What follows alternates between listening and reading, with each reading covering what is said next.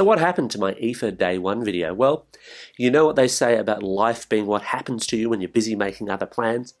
That's pretty much the case. As I mentioned in my previous video, my luggage had gone missing, so I actually spent a reasonable chunk of the first media day at IFA not at IFA, going clothes shopping. Not an activity I'm a huge fan of. And it's still actually early days at IFA. I did actually manage to make it out to IFA, and a lot of stuff was still being set up. I mean, literally forklifts flying everywhere, carpentry, buzzsaws going all over the place. Bit of an OH&S nightmare, but, you know, I survived. I still have all my limbs and so on. Be that as it may, there were a few announcements made. Samsung announced the Exynos 980. We won't see that in phones until next year. And it also announced the Galaxy Fold, which will launch in South Korea later this week.